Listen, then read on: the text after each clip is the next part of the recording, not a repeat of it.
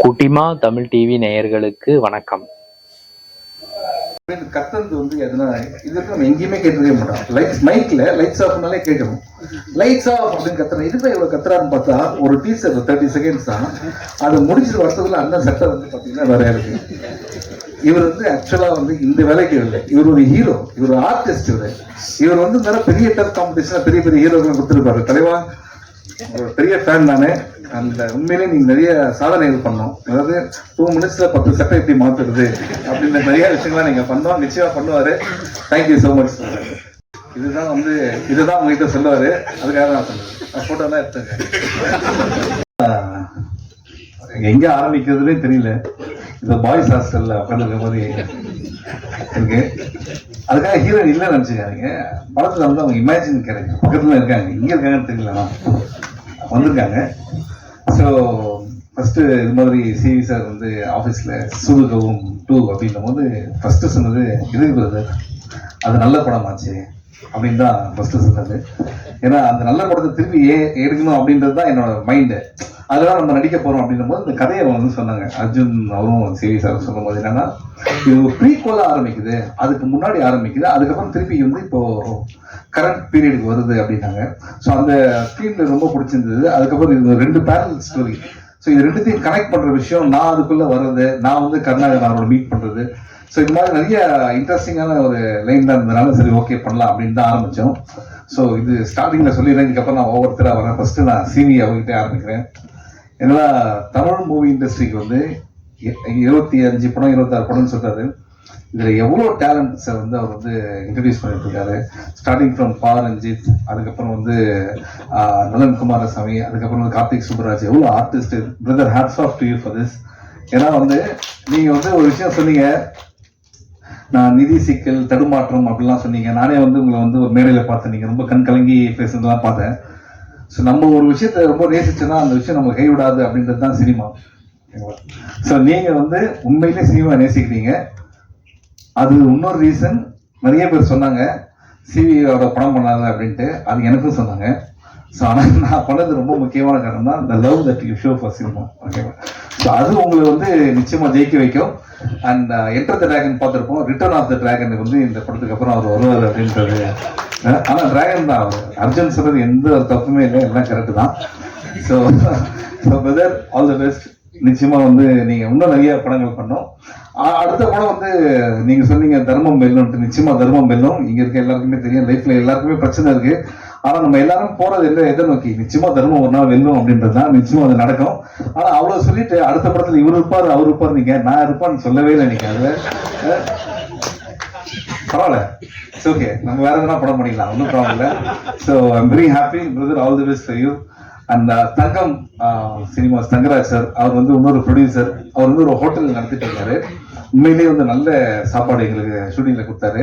பேருக்கு ஏற்ற மாதிரி தங்கமான ஒரு ஆள். அவர் வந்து எப்படின்னா, இந்த படத்தை நம்மளே பார்த்துட்டு எப்படி சார் வந்திருக்குன்னு கேட்டோம்னா, நம்மளோட எல்லா டவுட்டையும் கிளியர் பண்ணி இந்த படம் நல்லா வந்திருக்கு அப்படின்னு ரொம்ப ஆணித்தனமா ரொம்ப பாசிட்டிவா இருக்க ஒரு ஆள் தான் அது தங்கராஜ் சார் தான். அது thank you so much for your cooperation sir.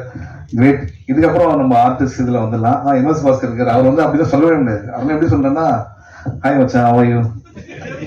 ஏன்னா நாங்க காலேஜ் ஃப்ரெண்ட்ஸ். நாங்க பார்த்துருப்பீங்களா தமிழ் படத்துல, அவர் இன்ட்ரோவே காலேஜ்ல இருந்து வராம தான் இருக்கும்.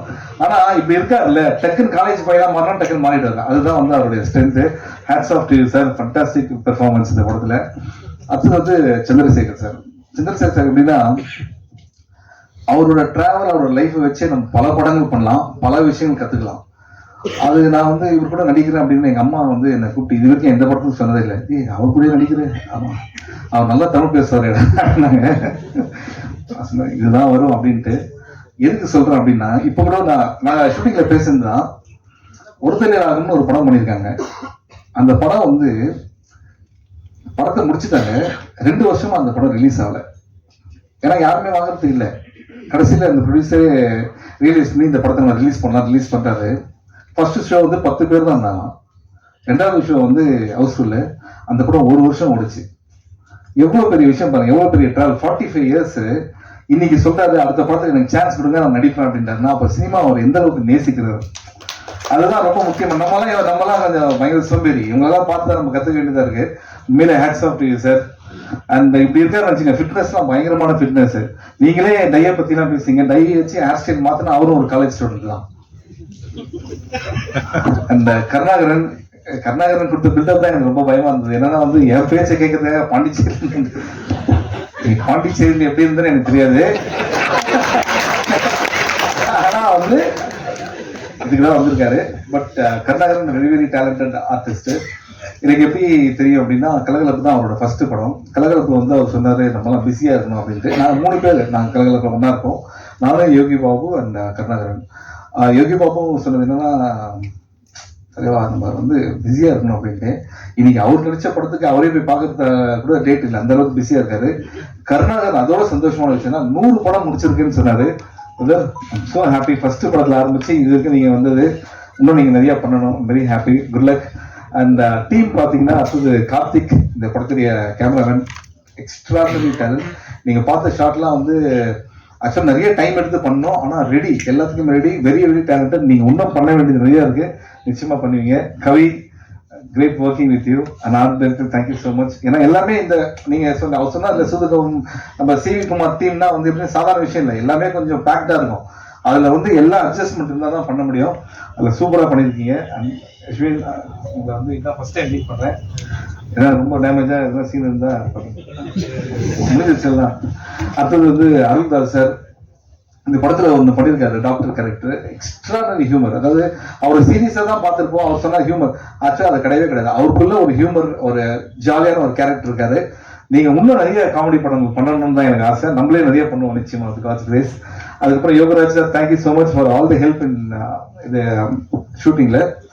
அடுத்தது வந்து அஃப்கோர்ஸ் இது 3 வருஷமா எழுதுனாங்க அந்த படத்துல கதையை. அதெல்லாம் ஒண்ணுமே கிடையாது. இதான் டைட்டானிக் அவதாரம் எடுத்திருக்காங்க சும்மா. அதுல 3 வருஷத்துக்கு 2.5 வருஷம் கோவிட், அதனால இவங்க யாருமே மீட் பண்ணவே இல்லை. இதுதான் உண்மை. சும்மா நீங்க நிக்கிறீங்கன்ட்டு 3 வருஷம் எடுத்தா நீங்க அவதாரம் மாதிரி ஒரு படம் எடுக்கணும், இல்லைன்னா டைட்டானிக் மாதிரி. அதெல்லாம் ஒண்ணுமே கிடையாது. 2 வருஷம் யாருமே பக்கத்துல கூட மீட் பண்ணிக்கல கோவிட்னால.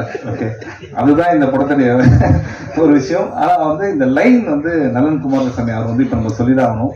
ஏன்னா ஃபென்டாஸ்டிக் லைன் இது. அண்ட் இதோட தர்மம் வெல்லம்க்கும் நான் ரொம்ப எதிர்பார்க்கிறேன். அந்த படத்துல இருக்கனா இல்லையான்னு தெரியல, இப்போதைக்கு இருக்கு, நான் கண்டிப்பா இருக்கணும். ஓகே ஓகே ஓகே, இதுவே இன்னொரு பயமா. அண்ட் அர்ஜுன் நான் வந்து அவரோட ஃபர்ஸ்ட் படமே நான் தான் பண்ண வேண்டியது. நாங்கள் ரொம்ப நாள் ஃப்ரெண்ட்ஸு. ஸோ அர்ஜுன் வந்து எப்படின்னா, தமிழ் மூவி இண்டஸ்ட்ரி சில டேரக்டர்ஸ்லாம் தேவைன்னு நம்ம நினைப்போம்ல, அதில் அர்ஜுன் ரொம்ப முக்கியமான ஒரு டேரக்டராக இருப்பார். எப்படி அப்படின்னா ரொம்ப ஸ்மார்ட். இதுதான் உனக்கு இருக்கு, இதை வச்சு நீ பண்ணணும், ஆனால் அந்த ப்ராடக்ட்டும் நல்லா வரணும் அப்படின் போது உங்களுக்கு மென்டல் ப்ரெஷர் இருந்தாலும் சரி, அதை எங்கேயுமே காட்டாமல் இந்த படத்தை வந்து ரொம்ப அழகாக பண்ணியிருக்கீங்க Arjun. Thank you so much. I can understand all. நீங்கள் பேசுறது நமக்கு மட்டும் தான் தெரியும், எங்களுக்கு தெரியாது என்னென்ன மேட்ரு அப்படின்ட்டு. And Arjun, wish you all the best. ஆனால் அர்ஜுன் வந்து அந்த 15 சவரன் தொலைஞ்சு போச்சுன்னு சொன்னார்ல, இந்த ஸ்டோரி, அது எதுக்கு சொன்னார் தெரியுமா உங்களுக்கு? இந்த படம் முடிஞ்சோன்னா ப்ரொடியூசர் அதை வாங்கி தரணுன்றதுக்காக தான் வந்து அதை சொன்னாரு. ஸோ தங்கராஜ் சார், இதை பற்றி இதை கேட்காம 2 பேரும் அந்த சைட் பார்த்து சிரிக்கிறாங்க பார்த்தீங்களா? ஸோ இதுலேருந்தே டைரக்டர் மேலே எவ்வளோ லவ் இருக்குன்னு உங்களுக்கு தெரியும் அவங்களுக்கு. ஸோ மறந்துடாமல் நீங்கள் வந்து அந்த 15 கொடுத்துருங்க. அந்த இதுக்கப்புறம் இதை விட்டுருங்க, இந்த சைடு வாங்க. இந்த படம் ப்ரொமோஷன் ப்ரெஸ் மீட்லாம் வந்து எனக்கு வந்து அதெல்லாம் செகண்டரி. உண்மையாக இருந்தால் உங்களெல்லாம் பார்க்கறதுல எனக்கு ரொம்ப ஹாப்பியாக, உங்களுக்கே தெரியும். அண்ட் உள்ள வரும்போது எனக்கு என்ன ஒரு பயம்னா வந்து, தலைவா காலிலேருந்து வெயிட்டிங் கண்டென்ட் கொடுத்துருங்க அப்படின்னாரு. இதுதான் படத்தில் நடிக்கிறதோட பெரிய ப்ரெஷராக இருக்கு.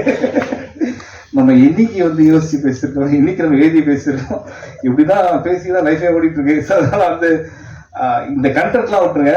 உங்களை பார்க்கறது ரொம்ப ஹாப்பி. நான் வந்து இது வரைக்கும் எந்த ப்ரெஸ் மீட்லையும் வந்து நீங்கள் உங்கள் சப்போர்ட் வேணாம், நீங்கள் பாருங்க, உங்களுக்கு படம் பிடிக்கும், படம் பிடிச்சா நீங்க என்ஜாய் பண்ணு அப்படின்ற விஷயத்தை சொல்லுங்க, அதே போதும் எங்களுக்கு. Love you all, thank you so much. படம் வந்து டிசம்பர் 13 ரிலீஸ் ஆகுது. நீங்க எல்லாம் என்ஜாய் பண்ணுறதா நாங்கள் வெயிட்டிங். அண்ட் சூதுகம் 1 ஒரு கல்ட் ஃபிலிம். ஓகே, அது வந்து ஒரு எக்ஸாம்பிளாக நிறைய விஷயம் சொல்லுவாங்க. சூதுகம் 2 இட்ஸ் a ஃபன் ஃபிலிம். நீங்க ஜாலியாக வந்து என்ஜாய் பண்ணலாம். Thank you so much. Love you. பெரியவர்களுக்கும் நண்பர்களுக்கும் என்னோட வணக்கம். அண்ணனே நல்லா மொத்தம் சொல்லிடலாங்க. சூதுகம் நான் அதில் ஒரு கேரக்டர் பண்ணேன். எனக்கு ரொம்ப ஒரு பெரிய ஒரு பேர் வாங்கி கொடுத்த படம்.